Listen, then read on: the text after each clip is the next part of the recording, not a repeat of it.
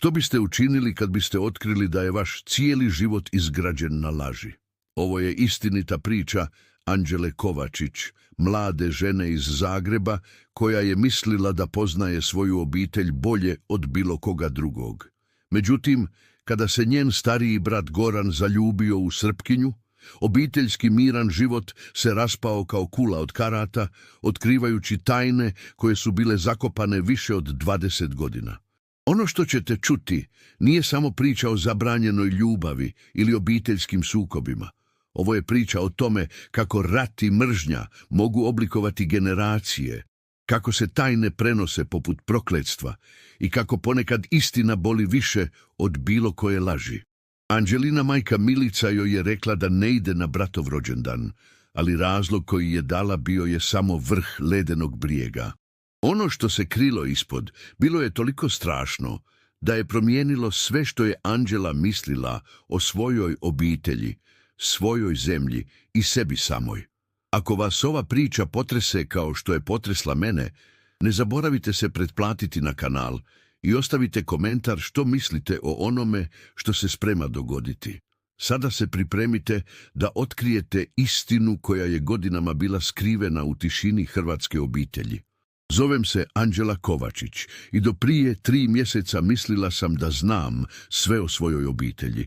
Živjela sam u uvjerenju da smo obična hrvatska obitelj iz Zagreba, da moja majka Milica radi kao knjižničarka jer voli knjige, da je moj otac Velimir umro u prometnoj nesreći kada sam imala 10 godina i da je moj stariji brat Goran najvažnija osoba u mom životu.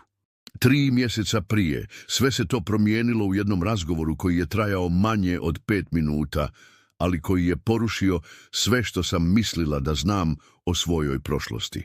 Odrasla sam u malome stanu u Trešnjevci, u jednoj od onih zgrada iz socijalizma gdje se svi znaju i gdje ništa ne ostane skriveno dugo. Naša obitelj je uvijek bila tiha, povučena, posebno moja majka koja je rijetko govorila o prošlosti ili o vremenu prije mog rođenja. Kao dijete to mi se činilo normalno. Svi odrasli imaju svoje tajne, zar ne? Moj brat Goran bio je moj heroj. 4 godine stariji od mene, uvijek me je štitio od problema, pomagao mi s domaćim zadaćama, vodio me na sladoled kad god je imao novaca. Kada je otac umro, Goran je preuzeo ulogu muške glave obitelji, iako je imao samo 14 godina. Radio je svakakve poslove da pomogne majci platiti račune, a nikad se nije žalio. Kad sam upisala fakultet, Goran je već radio kao strojar u velikoj tvornici i našao sebi stan u Novom Zagrebu. Viđali smo se svakog vikenda, katkad i češće. Uvijek smo bili blizu, dijelili smo sve jedno s drugim. Zato me toliko iznenadilo kad mi je prije 6 mjeseci rekao da ima djevojku, ali da mi još ne može reći tko je. Komplikovna je situacija, Anđela, rekao mi je toga dana dok smo šetali Maksimirskim parkom. Trebam malo vremena da riješim neke stvari prije nego što je upoznaš. Što može biti toliko komplikovno? Pitala sam ga. Je li možda udana ili ima dijete? Nije to, rekao je, ali vidim da se osjeća neugodno. Samo mama neće biti oduševljena kada sazna. To me začudilo. Mama je uvijek govorila da želi da Goran nađe dobru djevojku i osniće obitelj. Zašto bi bila protiv bilo koje djevojke koju on voli? Mjesecima je Goran bio drugačiji, sretniji, ali istovremeno i zabrinutiji. Kad god bi mu se nama pridružio, izgledao je kao da nosi neki veliki teret. Ponekad bi usred razgovora zalutao mislima, a kad bih ga pitala o čemu razmišlja, samo bi rekao da se ne brinem. Istina je izašla na najgori mogući način. Bio je ponedjeljak u ožujku, a ja sam neočekivano prošla pored Goranove tvornice upravo kad je izlazio s posla. Htjela sam mu napraviti iznenađenje i možda poći na kavu. Umjesto toga vidjela sam ga kako se ljubi s prekrasnom djevojkom ispred glavnih vrata tvornice. Nije bilo ništa neobično u tome, osim što je djevojka govorila srpski. Prepoznala sam naglasek odmah, iako nisu bili daleko od mene. Govorila je svom bratu na telefon, rekla je da će kod brata na Vračar doći sljedeći tjedan. Srce mi je počelo lupati kao ludo. Goran se zaljubio u Srpkinju, u zemlji gdje su rane od rata još uvijek svježe, gdje se politika i nacionalnost miješaju u svaki razgovor, gdje su obitelji još uvijek podijeljene oko onoga što se dogodilo tijekom 90-ih. Moj brat je odabrao ljubiti nekoga tko je, prema mnogima, trebala biti neprijatelj. Ušla sam u prvi kafić koji sam našla i naručila dupli espresso, pokušavajući procesuirati ono što sam vidjela. Zagreb je kozmopolitan grad. Ljudi različitih nacionalnosti žive i rade zajedno svakodnevno. Teoretski, to ne bi trebalo biti veliki problem. Ali znala sam našu obitelj. Znala sam kako mama reagira kad god čuje srpski na televiziji ili na ulici. Uvijek se ukruti, postane tiha, a u njezinim očima vidim nešto što nikad nisam znala kako nazvati. Te večeri otišla sam do Goranovog stana. Kada je otvorio vrata, vidio je na mom licu da znam. Vidjela si me danas, rekao je. Nije bilo pitanje. Da. I sad razumiješ zašto sam rekao da je komplikovno. Ušla sam u njegov mali stan, osjetivši se kao da sam ušla u nepoznat teritorij. Goran, kako dugo ovo traje? 8 mjeseci, rekao je, sjeveraj na kanapele. Zove se Tijana Ristić. Radi kao medicinska sestra u Petrovoj. Upoznao sam je kad sam se povrijedio na poslu i završio u hitnoj. Zašto mi nisi rekao? Jer znam kako će mama reagirati. Jer znam kako će reagirati svi. Ti si previše mlada da se sjećaš, ali ja se sjećam što se dogodilo tijekom rata. Sjećam se kako je mama plakala svaki put kad bi čula vijesti. Sjećam se kako je rekla da nikad neće oprostiti njima što su nam učinili. Sjedila sam tamo i pokušavala razumjeti situaciju. Goran je bio pravo, naravno. Mama će biti van sebe kad sazna. Ali istovremeno nisam mogla razumjeti dubinu njegove zabrinutosti. Rat je završio prije više od 20 godina. Ja sam rođena 1996. Godine nisam ga ni doživjela. Za moju generaciju srpsko-hrvatski sukobi su povijest, nešto što se uči u školi, ali što ne utiče na svakodnevni život. Goran, možda nije toliko loše kako misliš, rekla sam mu. Možda će mama biti ugodno iznenađena. Možda će joj se Tijana svidjeti kao osoba. Goran me je pogledao s tim tužnim osmijehom koji mi je slomio srce. Anđela, ti ne razumiješ. Nema tu što je mama možda ugodno iznenađena. Kad sazna da je Tijana Srpkinja, neće više htjeti razgovarati sa mnom. To nije istina. Mama te voli više od svega na svijetu. Voli me, da, ali postoje stvari koje su jače i od majčinske ljubavi. Postoje rane koje nikad ne zacijele. Sljedeći dan otišla sam kući u Trešnjevku da porazgovaram s mamom. Nije planiram joj reći istinu o Tijani, to je bila Goranova stvar. Ali htjela sam vidjeti kako će reagirati na hipotetsko pitanje. Mama, rekla sam dok smo zajedno prale suđe nakon ručka, što bi rekla kad bi Goran doveo kući srpsku djevojku? Majka je trenutno prestala prati tanjur koji je držala u rukama. Njezino lice je postalo blizu i nastala je tišina koja mi je govorila da sam postavila pogrešno pitanje. Zašto me to pitaš? Rekla je tihim glasom. Samo hipotetski. Znaš, Zagreb je velik grad, ljudi se upoznaju. Anđela, prekinula me je mama, stavljajući tanjur u sudoper i okrećući se prema meni. Zapamti ovo. Srpkinja nikad neće ući u ovaj dom. Nikad. Šok u njezinoj riječi me zašutjela je. Nisam nikad čula mamu da govori s tolikom čvrstoćom i gotovo mržnjom u glasu. Ali mama, zašto? Rat je završio prije više od 20 godina. Neki ratovi nikad ne završavaju, rekla je, a u njezinim očima sam vidjela nešto što me prestrašilo. Postoje stvari koje se ne mogu zaboraviti niti oprostiti. Te večeri ležala sam budna u krevetu, mislila na mamu i na Gorana, na Tijanu koju nikad nisam upoznala, na povijest koja je i dalje oblikovala sadašnjost na načine koje nisam razumjela. Odrastala sam smatrajući da su nacionalne podjele nešto što pripada prošlosti. Nešto o čemu stari ljudi govore, ali što moja generacija nadilazi. Sada sam shvaćala da sam bila naivna. Sljedeće tjedne Goran je postao još više povučen. Vidimo se rijede, a kad smo se viđali, uvijek je bio napetan, kao da čeka da se nešto loše dogodi. Pitala sam ga je li razgovarao s mamom, ali samo je odmahnuo glavom. Još ne. Pokušavam naći pravi način da joj to kažem. Možda da prvo dovede Tijanu da je ja upoznam, predložila sam. Možda mogu pomoći, biti nekakav most između vas. Anđela, ti ne razumiješ koliko je ovo ozbiljno, rekao je.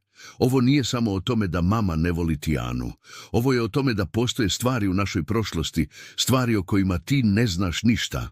Kakve stvari? Stvari o kojima mama nikad ne govori, stvari o tome što se dogodilo tijekom rata, stvari o tome kako je tata stvarno umro. Stala sam kao kamen.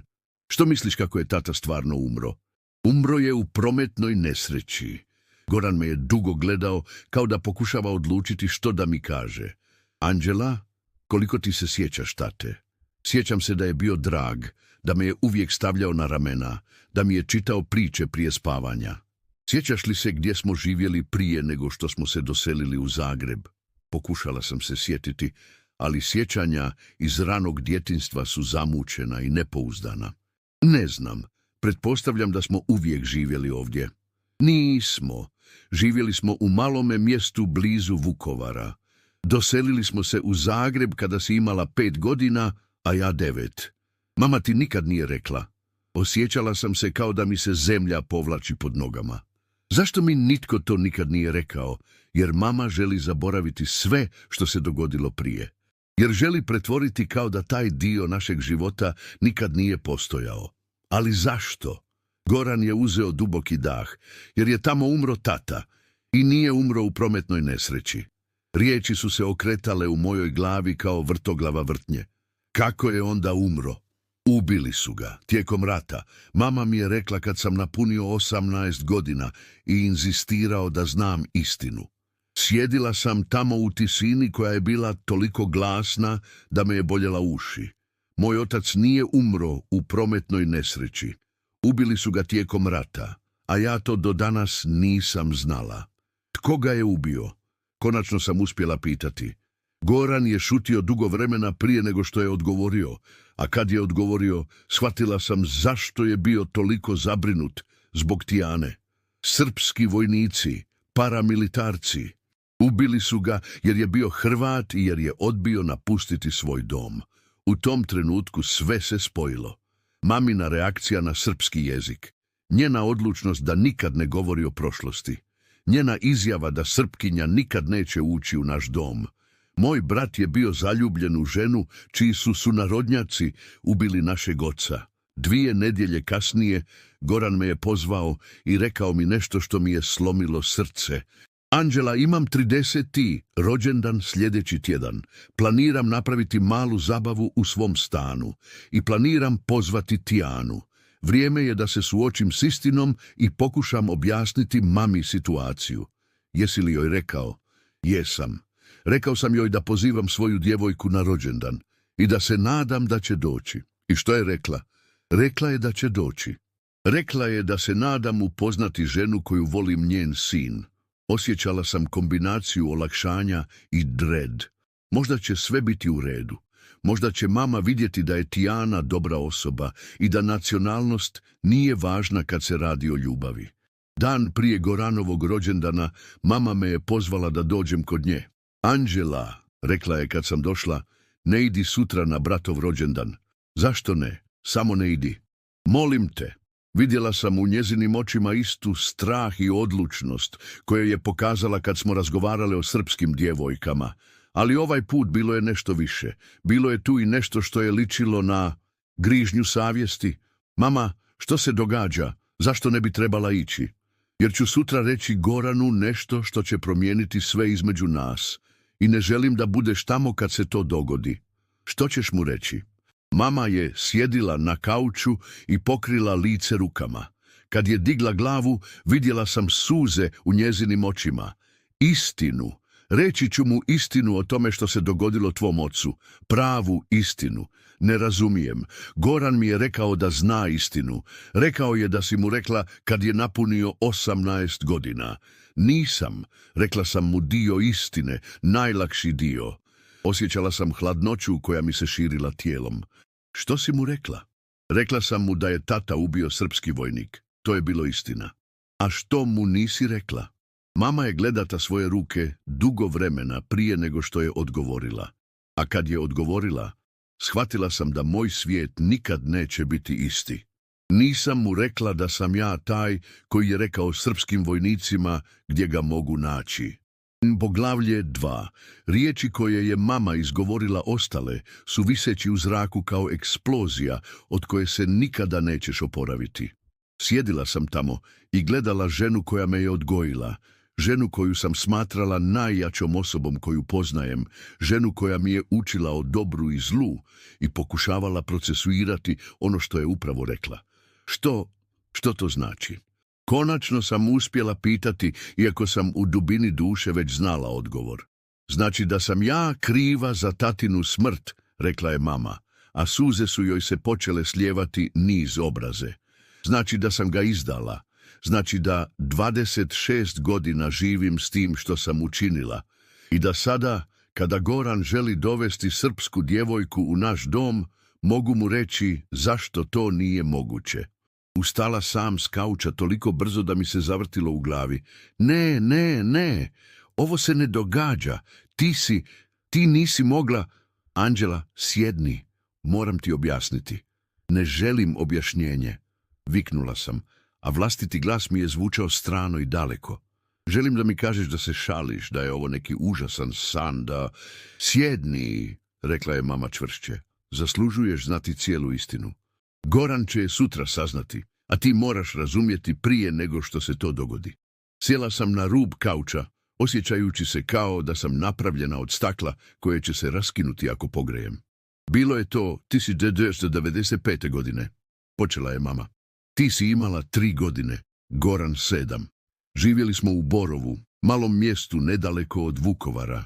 Tata je radio u lokalnoj ambulanti kao vozač, ja sam bila domaćica. Bili smo obična obitelj, pokušavali smo samo preživjeti rat koji se događao oko nas. Pauzirala je da obriše suze, ali nastavila je govoriti. Situacija je postajala sve gora. Srpske snage su kontrolirale sve više teritorija oko nas, a mi smo se osjećali kao da smo u klopci. Mnoge obitelji su već pobjegle, ali tata je odbijao otići. Rekao je da je to naš dom, da neće dopustiti da nas netko istjera iz mjesta gdje smo rođeni. Mama, molim te, prestani, šapnula sam, ali nastavila je kao da me nije čula. Bila sam trudna, rekla je iznenada, a ja sam podigla glavu u šoku. Trudna? S tvojom malom sestrom. Bila sam u 7. mjesecu trudnoće kada se sve dogodilo. Tata to nije znao. Htjela sam mu reći, ali bila sam prestrašena. Ratno je vrijeme bilo, nismo imali dovoljno hrane za vas dvoje, a kamoli za još jedno dijete. Osjećala sam se kao da padam u duboku rupu iz koje nema izlaska. Imala sam sestru, o kojoj sestri govori. Jedne večeri u listopadu 1995. godine, dok je tata bio na poslu, srpski vojnici su došli u naše selo.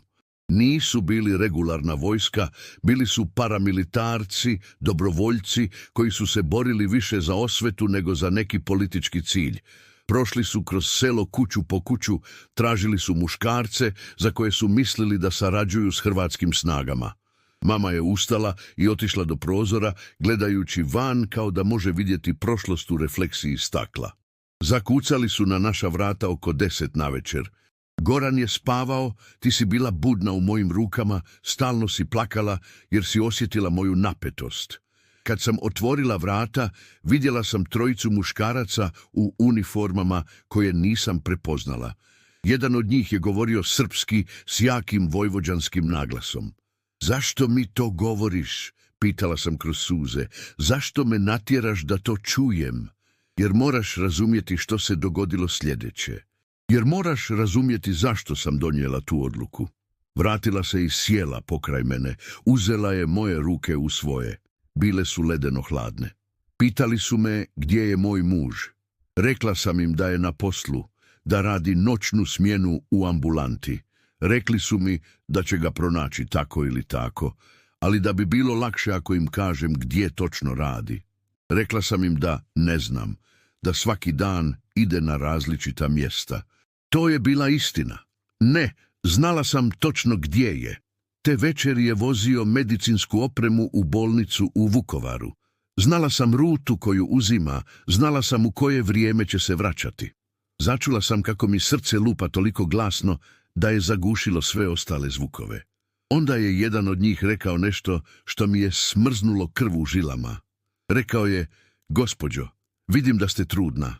Bila bi šteta da se vašoj djeci nešto dogodi jer njihova majka nije htjela surađivati. Prijetili su ti. Više nego to. Jedan od njih je izvukao pištolj i uperio ga prema tebi dok si spavala u mojim rukama.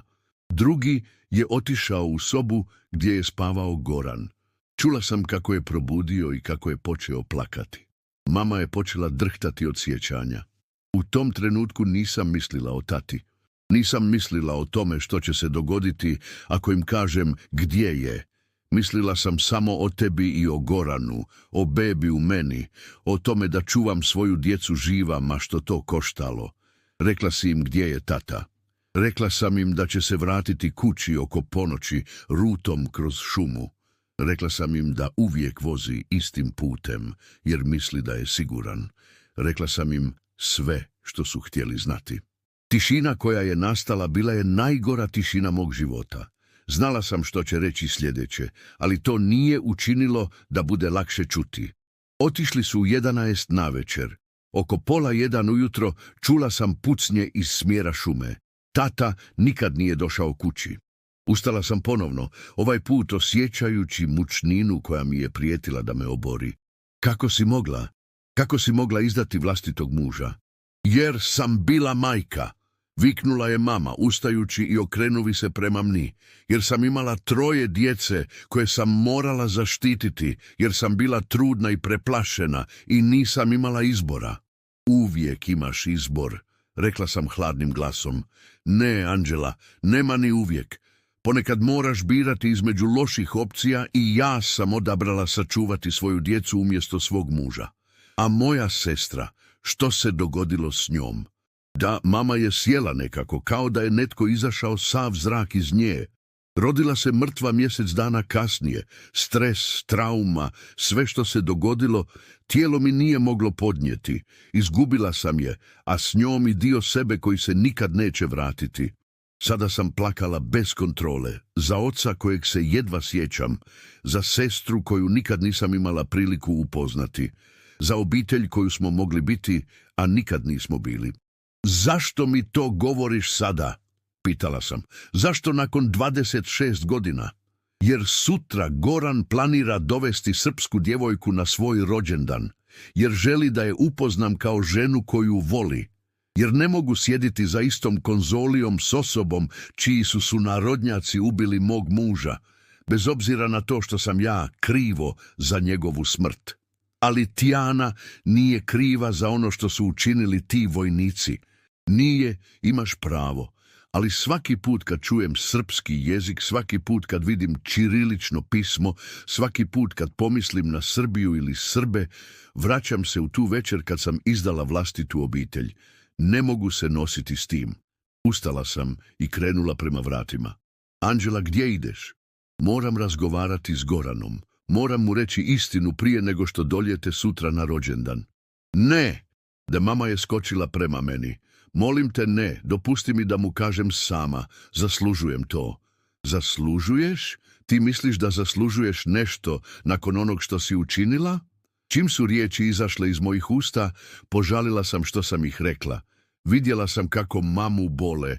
Vidjela sam da se skupila kao da sam je udarila. Anđela, molim te, znam da sam počinila neoprostiv grijeh. Znam da me nikad nećeš moći gledati istim očima. Ali Goran je moj sin i trebam mu objasniti što se dogodilo svojih riječi. Stala sam na vratima, ruka na kvači, srce razderano između srodnosti prema mami koju sam voljela cijeli život i groze zbog onoga što je učinila. Ako ideš sutra kod njega, rekla sam ne okretajući se, i ako mu kažeš istinu, što će se onda dogoditi s njim i Tijanom? Ne znam, priznala je mama. Možda će je ostaviti. Možda će shvatiti da neki jaz nisu napravljeni da budu prešeni, a možda će shvatiti da mržnja i osveta neće vratiti tatu i da mu jedina šansa za sreću leži u tome da pokuša pronaći mir s prošlošću. Otvorila sam vrata i izašla, ostavljajući mamu same s njezinim sjećanjima i grižnjom savjesti, koja je bila jela iznutra već više od 2 desetljeća. Vozila sam po Zagrebu satima te večeri, pokušavajući procesuirati sve što sam čula. Svaki put kad sam mislila da razumijem situaciju, počela bih misliti o tome da imam sestru koja je umrla prije nego što sam je mogla upoznati, ili o tome da je moj otac ubijen jer ga je vlastita žena izdala, ili o tome da ću sutra morati gledati brata kako saznaje da je cijeli njegov život izgrađen na laži. Oko ponoći našla sam se parkirana ispred Goranove zgrade. Nije bilo svjetala u njegovom stanu, ali znala sam da ne spavam ako mu ne kažem da dolazim ujutro. Poslala sam mu poruku: moram s tobom razgovarati prije rođendana, dolazim u 8 ujutro. Odgovorio je gotovo odmah: je li sve u redu? Nije, vidimo se ujutro. Cijelu noć sam ležala budna u svom stanu, mislila o tome kako ću reći bratu da je naša majka odgovorna za očevu smrt. Kako objasniti nešto što ja sama nisam uspjela razumjeti?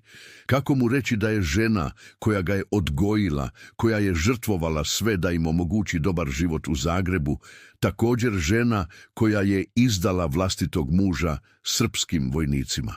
U 7 ujutro ustala sam, istuširala se i pripremila za najteži razgovor svog života. Nije postojao dobar način da se ovo kaže. Postojala je samo istina, gola i surova i neizbježna. Kad sam kucala na Goranovu vrata u 8 ujutro, nije mi bilo jasno što ću reći. Kad je otvorio vrata u pižami, s kosom razbarušenom od spavanja, pogledao me je i odmah znao da nešto nije u redu. Anđela, što se dogodilo? Izgledaš kao da nisi spavala. Nisam. Goran, moramo razgovarati o mami, o tati, o tome što se stvarno dogodilo tijekom rata. Lice mu se promijenilo. O čemu govoriš? Rekao sam ti jučer. Znam što si mi rekao. Ali mama mi je jučer rekla istinu. Pravu istinu. I trebate je čuti prije nego što sutra dođe na tvoj rođendan. Goran je stao u vratima. Gledao me je kao da pokušava čitati moje misli. Anđela, plaštiš me. I trebalo bi te biti, rekla sam mu. Jer ono što ti moram reći, promijenite sve što misliš o našoj obitelji. Poglavlje 3. Goran me je pustio unutra u stan koji je mirisao na kavu i jutarnji zrak koji je dolazio kroz otvorene prozore. Sunce je obasjavalo njegov mali dnevni boravak, stvarajući osjećaj normalnosti koji je bio u potpunoj suprotnosti s onim što sam trebala reći. Sjela sam na kanapeu na istome mjestu gdje sam sjedila kada mi je rekao da se zaljubio u Tijanu. Samo ovaj put bile su uloge obrijene. Ja sam bila ta koja je nosila vijest koja će promijeniti sve. Goran, počela sam, jučer sam bila kod mame. Pitala me je da ne dodim sutra na tvoj rođendan. Zašto? Upitao je, sjedeći naček mene. Već sam vidjela zabrinutost u njegovim očima. Rekla je da će ti sutra reći istinu o tome što se dogodilo tati. Pravu istinu. O čemu govoriš? Rekla mi je istinu kad sam napunio 18 godina. Tata je ubio srpski vojnik. Uzela sam duboki dah, znajući da će svaka sljedeća riječ biti kao nož koji reže kroz njegovu sliku o našoj obitelji. To je samo dio priče, Goran. Postojao je razlog zašto su srpski vojnici znali gdje da ga pronađu te noći. Vidjela sam kako se lice mijenja, kako se njegova zabrinutost pretvara u nešto dublje i strašnije. Anđela, što pokušavaš reći? Mama im je rekla gdje je. Mama je bila ta koja je srpskim vojnicima dala informacije koje su trebali da ubiju tata. Goran je ostao nepomičan toliko dugo da sam mislila da me možda nije čuo. Onda je ustao, otišao do prozora, okrenuo se prema meni, ponovno se okrenuo prema prozoru i konačno sjeo na podsleđima naslonjenima na zid. Ne, rekao je jednostavno, to nije istina. Jeste, Goran. Mama mi je ispričala sve. Kako su srpski vojnici došli kod nas te večeri u listopadu 1995. godine, kako su joj zaprijetili da će ubiti nas ako ne kooperira, kako je bila trudna, prekinuo me je, s mojom sestrom, tvoju sestrom, koja se rodila mrtva mjesec dana nakon što je tata ubijen. Goran je stavio glavu u ruke. Imam sestru? Imao si. Mama je pod stresom izgubila bebu. Ovo je premuče, rekao je kroz ruke. Ovo se ne može dogoditi, ne mama, ona nikad ne bi... Goran, mama je bila majka s 3 male djece u ratnoj zoni. Vojnici su joj zaprijetili da će nas ubiti ako ne kaže gdje je tata. Birala je između nas i njega. I odabrala je nas, rekao je, a glas mu je bio toliko tih da sam ga jedva čula. Da, Goran je sjedio tamo na podu svog stana, obasjan jutarnjim suncem koje je sada izgledalo previše veselo za razgovor koji smo vodili. Gledala sam ga kako procesuira informacije, kako pokušava uklopiti ovu novu istinu s majkom koju je volio cijeli život. Koliko dugo ti znaš? Pitao je konačno. Dari juočer. Mama mi je rekla jer ne želi da dođem na tvoj rođendan, jer ne može podnijeti ideju sjedenja za istim stolom s Tijanom. Tijana, ponavio je kao da se tek sada sjeća zašto je sve ovo važno. Tijana je Srpkinja, a mama je izdala tata srpskim vojnicima. Da, i mama misli da joj to daje pravo da mi kaže s kim smije, a s kim ne smije biti. U njegovom glasu počinje čuti ljutnja, što me je uplašilo više nego njegova tuga. Goran, mislim da mama sebi ne oprašta ono što je učinila. Mislim da živi s tom grižnjom savjesti već 26 godina i da ne može podnijeti ništa što je podsjeća na tu noć. To nije moj problem, rekao je oštro, ustajući s poda. To nije problem Tijane. Mi nismo krivi za ono što se dogodilo tijekom rata. Ustala sam i približila mu se. Goran, znam da si ljut. Okrenuo se prema meni s izrazom na licu kojeg nikad prije nisam vidjela. Anđela, ovo nije ljutnja, ovo je... Ne znam što je ovo. Moja majka je izdala mog oca. Imam sestru za koju nikad nisam znao. Žena koju volim pripada nacionalnosti, koja je optužena za smrt mog oca. A sada saznavam da je moja majka odgovorna za njegovu smrt više nego bilo tko drugi. Počeo je hodati po stanu kao zatvorena zvijer. I na vrh svega, mama misli da ima pravo odlučivati o mom životu na osnovu onoga što je ona učinila prije 26 godina. Možda bi trebali razgovarati s njom zajedno, predložila sam. Možda možemo naći način da se nosimo s ovim kao obitelj. Goran se okrenuo prema meni s osmijehom, koji nije bio osmijeh. Kao obitelj? Anđela, mi nismo obitelj. Obitelj su ljudi koji govore jedni drugima istinu. Obitelj su ljudi koji ne skrivaju mrtvu djecu i izdaju mrtvog oca. Ne govori tako. Zašto ne? Jer boli? Istina boli, Anđela. Ali možda je vrijeme da se prestanemo pretvarati da živi u obiteljskoj idili. Sjela sam ponovno na kanapu, osjećajući se kao da će me vlastita težina otonika. Što ćeš napraviti? Što misliš da ću napraviti? Sutra je moj rođendan. Pozvao sam ženu koju volim da upozna moju obitelj i toga ću se držati. Ali mama je rekla puno stvari tijekom godina, a ispostavilo se da je većina njih bila laž. Goran je sjedio pokraj mene, a ton mu je postao mekši. Anđela, razumijem da je ovo teško i za tebe. Ti si uvijek bila bliska s mamom. Jesam. I još uvijek jesam. Ono što je učinila, to je bilo strašno, ali razumijem zašto je to učinila. Razumiješ? Da, bila je majka koja je pokušavala spasiti svoju djecu. Donijela je užasnu odluku u užasnim okolnostima. Goran me je gledao kao da me vidi po prvi put. Ti joj opraštaš. Pokušavam. Nije to lako, ali... Goran, što bi ti učinio da si bio na njezinu mjestu? Što bi učinio kad bi netko uputio pištolj na tvoju djecu? Ne znam, priznao je, ali znam jedno. Ne bi dopustio da ta odluka oblikuje ostatak mog života.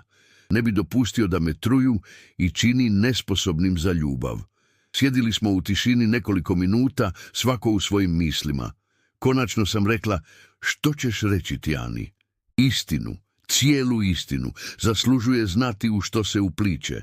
A što ako odluči da ne može biti s tobom zbog ovoga? Goran je pogledao kroz prozor na Zagreb koji se probudio oko nas. Onda to neće biti zbog mene ili zato što me ne voli. Biće zato što brem istorije ponekad preteška za nošenje. I to ću razumjeti. Te večeri Goran je nazvao Tijanu i rekao joj da dođe ranije sutra, da će joj objasniti situaciju prije nego što dodije mama. Rekao mi je da i ja dođem, da trebamo biti svi zajedno kad se suoče s istinom. Ne znam mogu li, rekla sam mu, ne znam mogu li gledati mamu kad ovo sve ispadne na čisto. Moraš, rekao je, ti si jedina osoba koja zna cijelu priču. Ti si jedina koja se možeš postaviti između mene i mame kad se ovo sve raspadne. Temu neću da sam se osjećala kao da sam bila postavljena za nemoguću ulogu suca u situaciji gdje nisu postojale nedužne strane. Sljedeće jutro, dan Goranovog 30. rođendana, probudila sam se s osjećajem da mi se život dijeli na prije i poslije ovog dana. Odabrala sam haljinu koju sam mislila da je primjerena za rođendan koji će postati dan rastanka. Obdula sam se i krenuo prema Goranovom stanu. Tijana je već bila tamo kad sam stigla. Po prvi put sam je vidjela iz blizini i moram priznati da je bila prekrasna, visoka, mršava, s dugom tamnom kosom i toplim smeđim očima koje su odražavale inteligenciju i dobrotu. Nosila je jednostavnu bijelu bluzu i tamne traperice, a na ruci je imala pčelu koju je izgleda napravila sama. Ti si Anđela, rekla je kad me je Goran predstavio, a njen hrvatski je bio savršen s tek laganim naglaskom koji je odavao porijeklo. Goran mi je toliko pričao o tebi, drago mi je da te konačno upoznajem. Stisnula mi je ruku toplo i iskreno, a ja sam se osjećala grozno što ću biti dio razgovora koji će možda uništiti njezin odnos s bratom. I meni je drago, rekla sam, mada to nije bila potpuna istina. U okolnostima bila bih odušena upoznati ženu koja je učinila brata sretnim. Danas sam se osjećala kao da stojim pred eksplozivom koje će uskoro eksplodirati. Tijana, rekao je Goran, prije nego što dana moja majka moram ti objasniti neke stvari o našoj obitelji, o našoj povijesti. Da, rekao si da je komplikovano, rekla je, sjedajući na kanapu pored njega. Ali znaš da me to ne plaši. Svaka obitelj ima svoju povijest. Ova možda ima nešto više od toga, rekao je Goran, a ja sam vidjela kako se priprema za ono što mora reći. Sljedeći sat Goran je Tijani ispričao sve.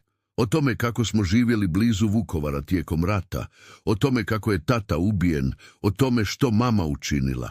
Ispričao je sve što ja sam saznala od mame, plus o što je sam saznao tijekom godina. Tijana je slušala u tišini, njena lice se mijenjala od začuđenosti do šoka, do nečega što je ličilo na bol. I moja mama, završio je Goran, ne može podnijeti pomisao da bude u istoj prostoriji s tobom, jer si Srpkinja. Ne zbog tebe personono, nego zbog onoga što si joj predstavljaš. Tijana je sjedila u tišini dugo vremena nakon što je završio. Konačno je pitala, gdje si ti u svemu ovome, Gorane? Što ti misliš o meni nakon što znaš ovu priču? Mislim da te volim, rekao je bez oklijevanja. Mislim da nisi odgovorna za ono što su učinili neki ljudi prije 26 godina, kako oni da su bili Srbi. Mislim da moja majka koristi svoju grižnju savjesti kao izgovor za mržnju koja ju je trovala godinama.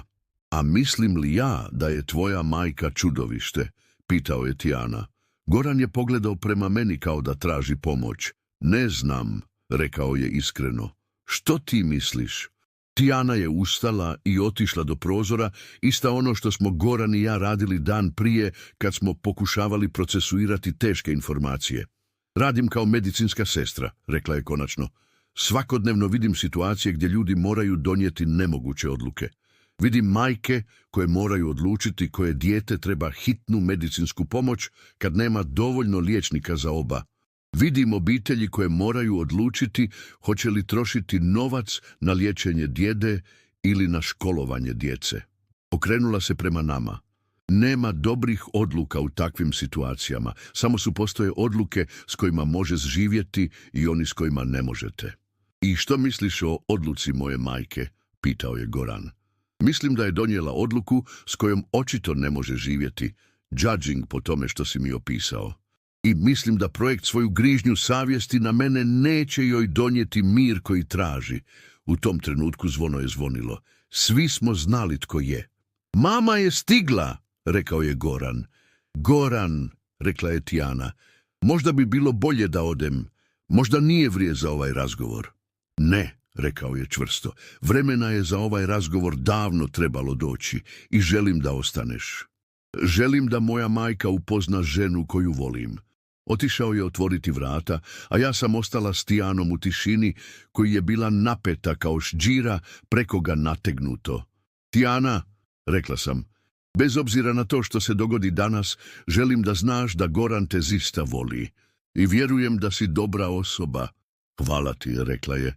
I želim da znaš da ne gledam na tvoju majku kao na neprijatelja bez obzira na to što je učinila. Čule smo glasove s vrata, a zatim korake koji su se approximated prema nama. Srce mi je počelo tući kao ludo. Mama je ušla u dnevni boravak i odmah vidjela Tijanu. Ostala je stopirana na mjestu, lice joj je postalo bijelo kao krep papir. Zdravo, majko, rekao je Goran. Ovo je Tijana. Tijana je ustala i koracila prema mami s rukom ispruženom za rukovanje. Gospođo Kovačić, drago mi je da vas konačno upoznajem, rekla je na savršenom hrvatskom. Goran mi je toliko pričao o vama. Mama je gledala Tijaninu ruku kao da se radi o zmiji. Goran, rekla je ne skidajući pogled s Tijane, što ona radi ovdje? Ovo je moj rođendan, mama, a Tijana je moja djevojka. Želio sam da je upoznaš. Rekla sam ti da dolazemre da razgovaramo. Rekla sam ti da imam stvari koje moram objasniti. I ja imam stvari koje moram reći, rekao je Goran. Anđela mi je već ispričala tvoju ispovijest. Mama se okrenula prema meni s izrazom potpunog izdanja na licu. Anđela? Morala sam mu reći, mama, nije bilo fer da čuje od tebe dok je Tijana ovdje. Gospođo Kovačić, rekla je Tijana nježno, možda bi trebali sjesti i razgovarati. Goran mi je objasnio situaciju i razumijem zašto je ovo teško za vas. Ti razumiješ. Mama je konačno pogledala direktno u Tijanu, a u njezinim očima sam vidjela decenacije potisnute boli i ljutnje. Ti misliš da razumiješ što sam prošla? Ne, ne mislim da razumijem što ste prošli, rekla je Tijana stedili. Ali znam da bol ne opravdava mržnja i da se osveta nikad ne završava dobro. Osveta? Mama je povisila glas. To nije osveta, to je justice. To je memori mog muža koji je umro jer ste ga vi izdali, prekinuo je Goran hladnim glasom. Tišina koja je nastala bila je gušća od zraka prije oluje. Mama je gledala Gorana kao da je dobila šamar. Da, rekla je konačno, jer sam ga ja izdala, jer sam birala između njega i vas, jer sam bila kukavica koje nije mogla dopustiti da mojoj djeci se nešto dogodi. Sela je na najbliži stolac kao da noge ne mogu više podnijeti njezinu težinu. I sada, 26 godina kasnije, moj sin mi dovodi kući ženu iste nacionalnosti kao ljudi koji su ubili njegovog oca zbog informacija koje sam im ja dala. I očekuje od mene da budem sretna zbog toga. Očekujem od tebe da budeš razumna, rekao je Goran. Očekujem od tebe da se prestaneš kriviti za odluku koju si donijela kao majka koja je pokušavala zaštititi svoju djecu. I očekujem od tebe da ne kriviš Tijanu za zločine koje je počinila druga generacija, drugi ljudi, u drugo vrijeme. Mama je pogledala na Tijanu, zatim na Gorana, zatim na mene. Ti dak mogu, rekla je. Jednostavno ne mogu. Ne možeš što? Pitao je Goran. Ne mogu sjediti za istim stolom s njom. Ne mogu pretvariti da je sve u redu. Ne mogu digesti da moja najgora noćna mora nije bila pogreška koju sam napravila, nego odluka koju bih napravila ponovno u istim okolnostima.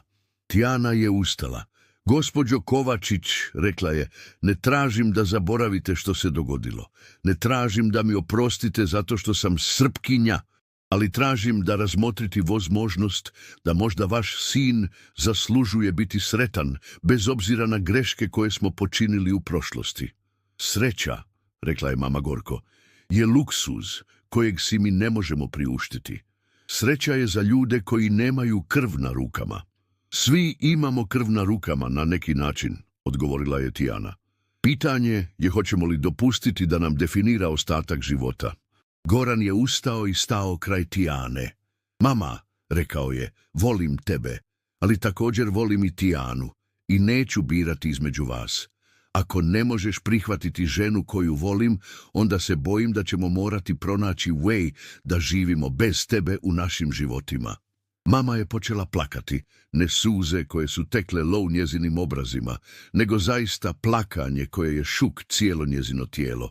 Goran, molim te, ona je jedino što mi je ostalo od tebe i od Anđele, ne mogu izgubiti i vas. Nećeš nas izgubiti, rekla sam, približavajući se mami, ali moraš naći način da živiš s ovim. Moraš naći način da se nositi s prošlošću koje ne uništava budućnost. I tada se dogodilo nešto što nitko od nas nije očekivao. Poglavlje 4 Tijana je tiho ustala i prišla mami koja je plakala na stolcu. Bez riječi klečknula je pokraj nje i položila ruku na maminu ruku. Mama je podigla glavu i gledala u Tijanu kroz suze, čudeći se što ta mlada žena radi. Gospođo Kovačić, rekla je Tijana tihim glasom, mogu li vam reći nešto o mojoj obitelji? Mama je šutjela, ali nije odmaknula ruku. Moj otac je također umro tijekom rata, nastavila je Tijana. Nije ga ubio hrvatski vojnik. Umro je od srčanog udara 1994. godine kada je gledao vijesti o bombardiranju Novog Sada. Bio je to stres, strah, osjećaj da se njegov svijet raspadaju oko njega. Goran i ja smo se pogledali. Tijana nam nikad nije ispričala ovu priču. Nakon što je tata umro, nastavila je, mama je ostala sama s 3 djece u zemlji koja se raspadala. Nismo imali novca, nismo imali hranu, nismo imali nikoga tko bi nam pomogao. Mama je radila 3 posla da nas održi na životu. Tijana je pauzirala, a mamu je prestala plakati i slušala.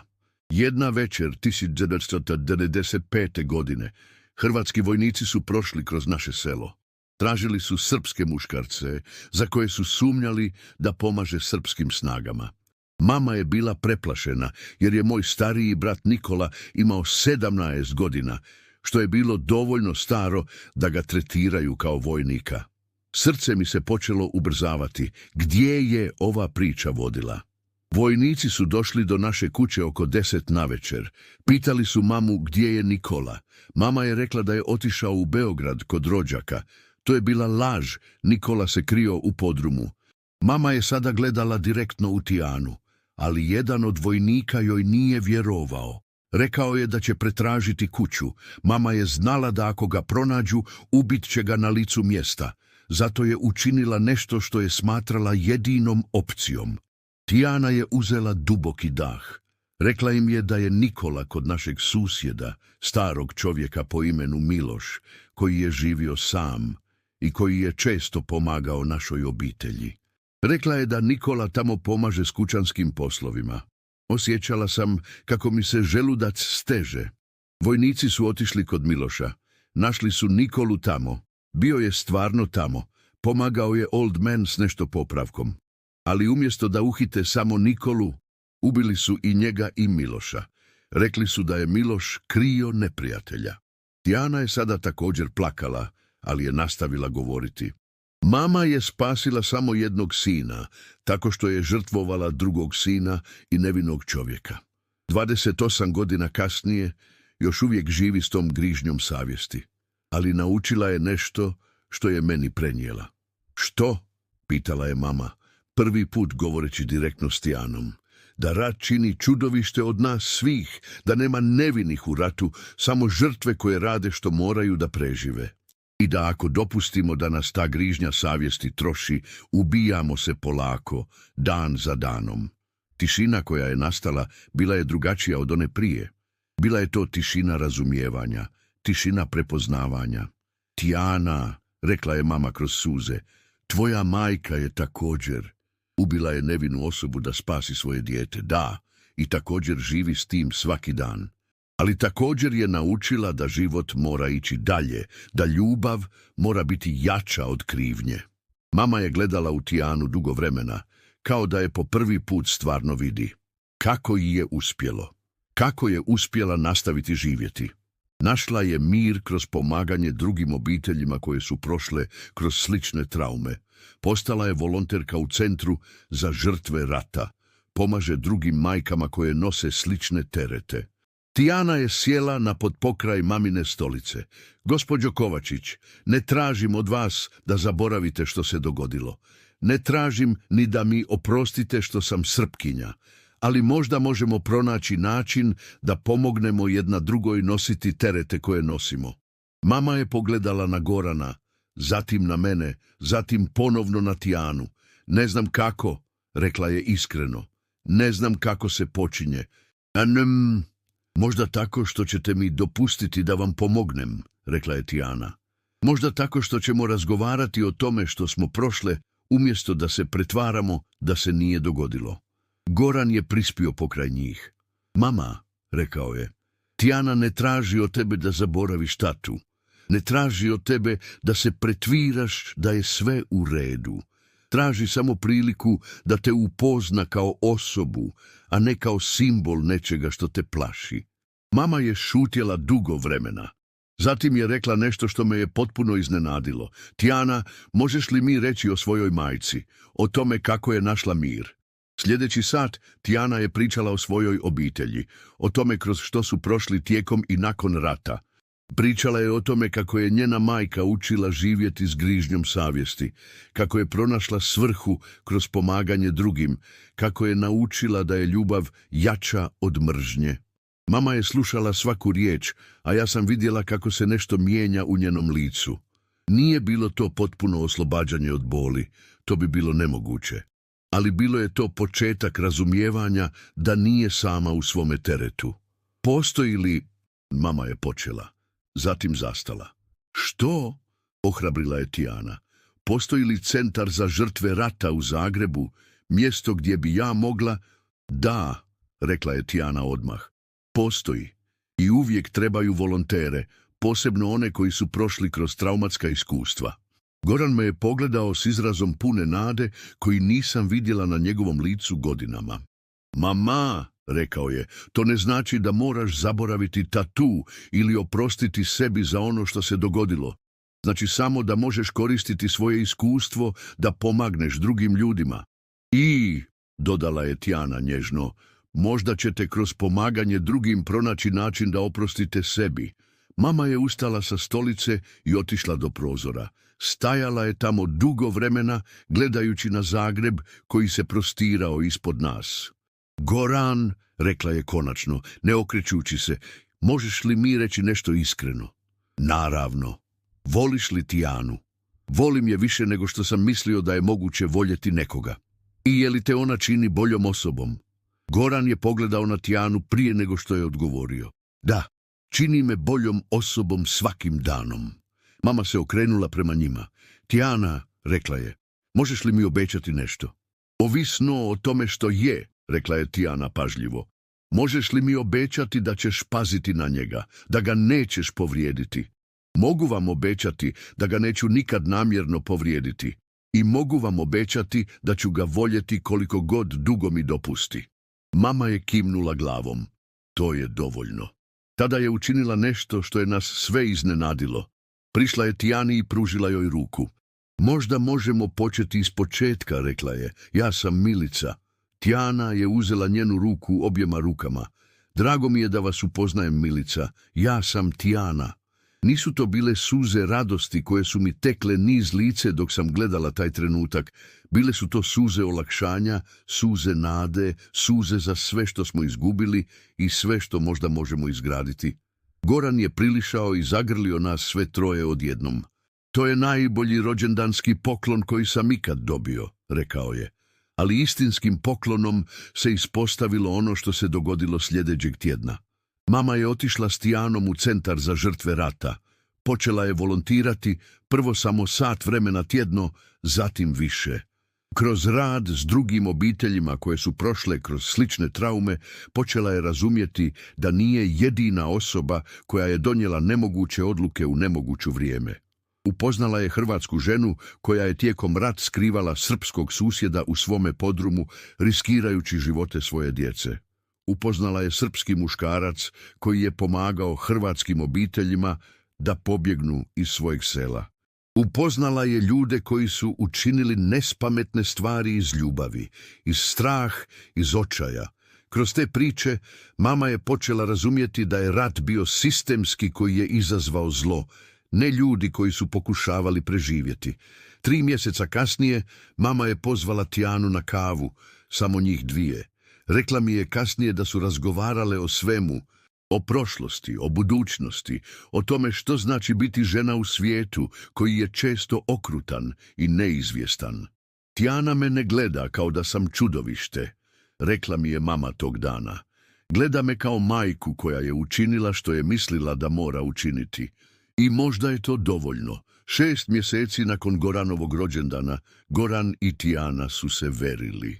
Mama je plakala na zarukama, ne od tuge, nego od radosti što je njen sin našao nekoga tko ga razumije i voli bez uvjeta. Na vjenčanju koje se održalo godine kasnije, mama je držala govor koji je ostavio sve u suzama. Moja djeca su me naučila, rekla je, da ljubav nije inherited, ljubav se bira. Svaki dan iznova i iznova biramo voljeti unatoč tome što nas život navuči da mrzimo.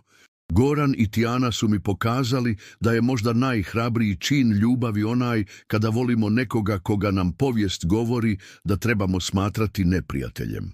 Pauzirala je da obriše suze. Također su me naučili da je opraštanje sebi i drugim nije slabost, to je snaga. I da je možda jedini način da pobjedi zlo jeste ljubav. Dok je mama govorila, gledala sam na Tijanu kako drži Goranovu ruku, na Gorana kako gleda u ženu koju voli s tolikom nježnošću, na mamu kako konačno izgleda u miru sama sa sobom. Pomislila sam na tatu, na sestru koju nikad nisam upoznala, na sve ono što smo izgubili tijekom rata i kasnije. Ali također sam mislila o tome što smo dobili. Razumijevanje da je ljudski duh sposoban za izlječenje, da ljubav može biti jača od mržnje, da obitelji mogu preživjeti čak i najcrnje tajne. Danas, 2 godine kasnije, mama i Tijana rade zajedno u centru za žrtve rata. Pomažu drugim obiteljima da pronađu put kroz traume, da nađu načine za nošenje s grižnjom savjesti, da nađe mir s prošlošću. Goran i Tijana žive u maloj kućici u Zagrebu s njihovom godinu dana starom kćeri, koju su nazvali Mira, što znači mir i na hrvatskom i na srpskom. A ja postala sam novinarka specijalizirana za izvještavanje o pomirenju nakon konflikata. Piše o obiteljima kao što je naša, o ljudima koji su našli načine da vole unatoč povijesti koja im govori da mrze. Naučila sam da je istina kompleksna, da ne postoje potpuno nevine žrtve ili potpuno krivci u ratovima. Naučila sam da je hrabrost potrebna ne samo za borbu, nego i za prestanak borbe. I naučila sam da je možda najvažnija lekcija koju možemo naučiti iz prošlosti, da ne smijemo dopustiti da nas definira našu budućnost. Mama nikad neće zaboraviti ono što je učinila te noći 1995. godine. Ali naučila je živjeti s tom grižnjom savjesti na način koji ne troši njenu sposobnost za ljubav. Naučila je da je pokora najbolja kada se expressions kroz pomaganje drugim, a ne kroz self-tortura. Tijana me je naučila da je empatija jača od ethnicity, da je razumijevanje mogućno čak i u najgornim circumstances i da ljubav stvarno može pobijediti mržnju, ali samo ako smo spremni raditi za to svaki dan. Goran je naučio da se ponekad moraš otetovati protiv onoga što te naučila obitelj da vjebruješ, ne jer ne voliš svoju obitelj, nego jer je ponekad jedini način da volješ svoju obitelj jeste da ih naučiš da vole bolje. I ja sam naučila da je naša povijest, obiteljska i nacionalna, kompleks tapiserija radnje i krivnje, heroizam i kukavičluka, ljubavi i mržnje. But sam također naučila da imamo izbor u tome kako ćemo dopustiti toj povijesti da oblike našu sadašnjost. Ne mogu reći da je sve savršeno. Mama još uvijek ima noći kad se probudi u znoju, sanjajući o toj večeri 1995. godine. Tijana još uvijek ponekad čuje comments na ulici, kada ljudi čuju njen akcent. Goran još uvijek ponekad osjeća ljutnju zbog godina koje je proveo ne znajući istinu. Ali naučili smo da je ljubav dovoljno jaka da nosi sve te terete. Naučili smo da obitelj nije defined bloodlines, atau shared history, nego shared commitment, da pomaže jedno another heal. I možda je to najvažnija lekcija od svih, da bez obzira na to koliko je tmurna bila naša prošlost, uvijek možemo birati svjetliju budućnost, sve dok smo spremni raditi za nju zajedno. Danas, kada vidim malu Miru kako igra u parku, govori i hrvatski i srpski s podjednakom naturalness, pomislim na to kako će njen svijet biti drugačiji od onog u kojem smo Goran i ja odrasli. Neće naslijediti našu mržnju, jer smo se odlučili da joj ne damo tu inheritance. To možda jest best poklon koji možemo dati budućim generacijama. Ne savršenu prošlost, nego commitment da učimo iz naših grešaka i da gradimo nešto bolje. I kada mama gleda svoju unuku i počne plakati, ne od tuge, nego od gratitude što je doživjela to vidjeti, znam da smo našli put iz darkness koju smo nosili toliko dugo. Jer na kraju to je jedino što možemo učiniti. Raditi na tome da budemo malo manje broken nego što smo bili jučer, da volimo malo više nego što smo voljeli, da razumijevamo malo bolje nego što smo razumjeli. I možda, ako smo dovoljno laki, jednog dana ćemo gledati naše živote i shvatiti da smo uspjeli transformirati naš bol u nešto beautiful, our guilt u nešto korisno, našu mržnju u nešto što prilici na ljubav. To je bilo ono što je mama skrivala sve te godine. Ne samo grožnje savjesti zbog onoga što je učinila, nego i fear da loving ponovno znači risking ponovno biti hurt. Ono što je konačno naučila, and što smo svi naučili, jest da je alternativa, living without love, actually više painful od risking love again. Danas naša obitelj je veća, kompleksnija i možda fragile pada što je bila before. Ali također je iskrenija, kind and more capable ljubavi nego što je ikad bila. I možda je to ono najbolje što možemo naši olove. Da nije easy, da it nije perfektna, da requires work svakog dana. Ali također je jača od svega, jača od istorije, jača od mržnje, jača čak i od guilt. Jer na kraju lov je jedino što ostaje kada sve ostalo pada.